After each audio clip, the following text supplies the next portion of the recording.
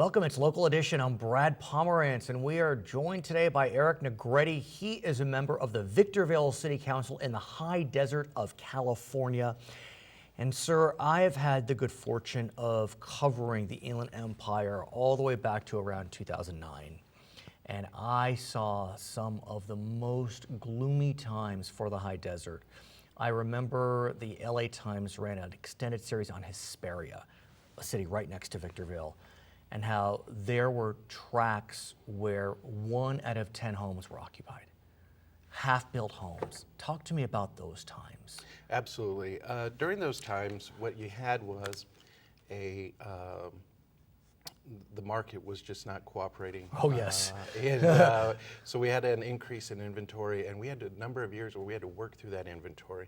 It's good to say that we're in a bit of a revival now, and that shadow inventory and the built-up inventory you're speaking of has somewhat disappeared, and we're starting to get back to the market fundamentals. But let's talk about that, because literally I remember the news reports, the national news, they would talk about ground zero of the foreclosure crisis. Right. And the high desert was always at the top of the list. Right. And so to go from that 5-6 years ago to where you are today is pretty remarkable. I mean, not everything's perfect back in the high desert, but are you on the mend? We are. I think you look at traditional boom-bust scenarios, whether it's in Palmdale or other parts that are further out from the core. We've experienced that as well, but unfortunately, jobs are the real key.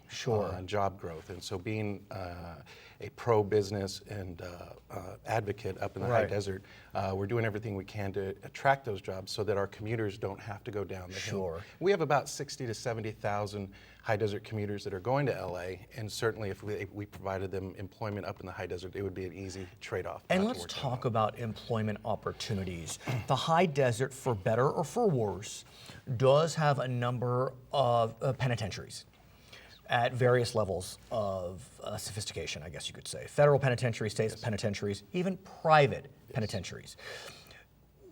Talk to us about the importance of those jobs to your region, aside from the politics of them, the importance of them.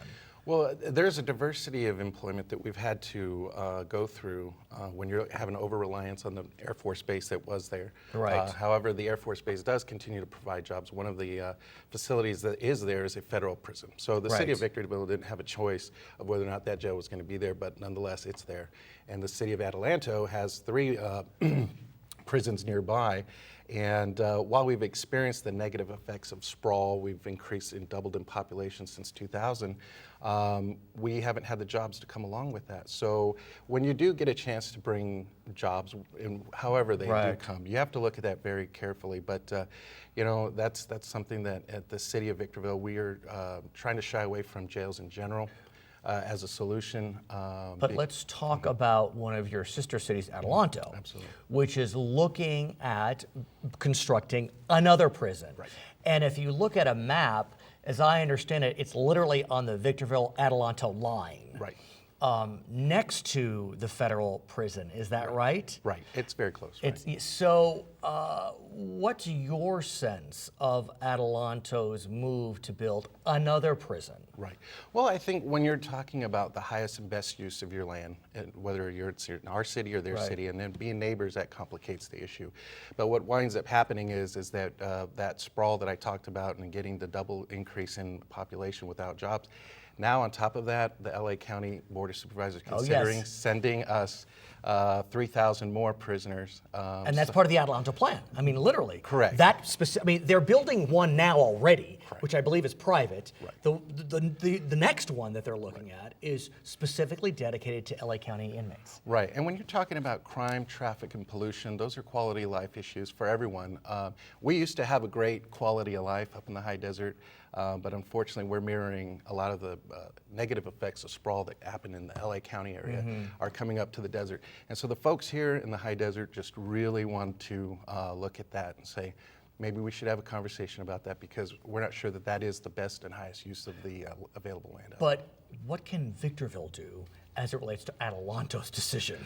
Well, not much. We've sent a letter out to LA County. And we CC'd, obviously, the other cities in the high desert. And we've invited all of the stakeholders in the high desert to sit down and really talk about this. But, you know, look, aren't jobs at penitentiaries pretty good jobs? I mean, they're fairly well paying.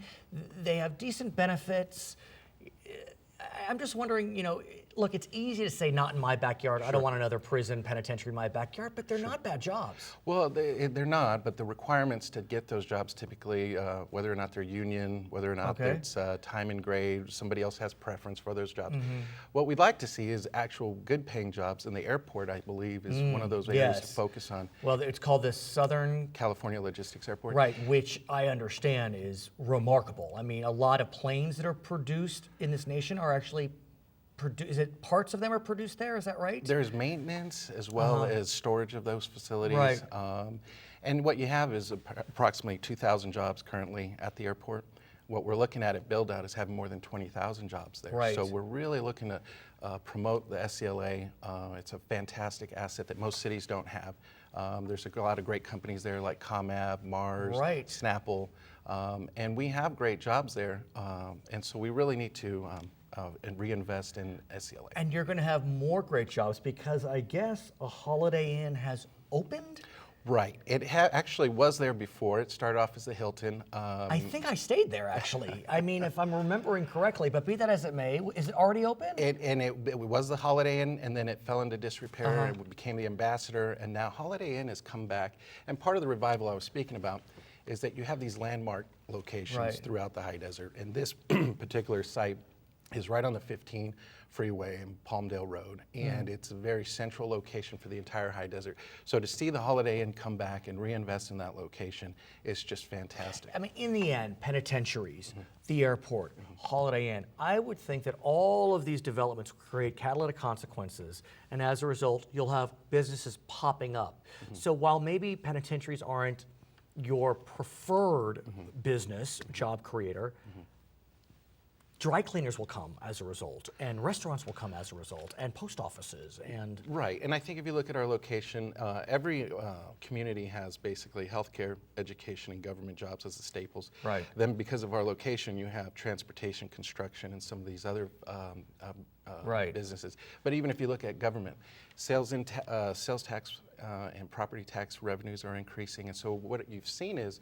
in 2009, we laid off a lot of folks at the city.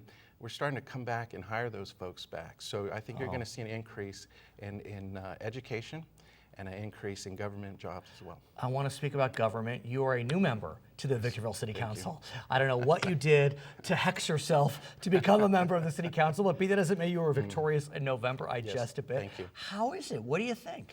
Oh, it's fantastic. Being involved with the city and really making sure people know, if you're not from the high desert, we actually believe in the high desert. We actually love the high desert. We want to protect the quality of life we have there.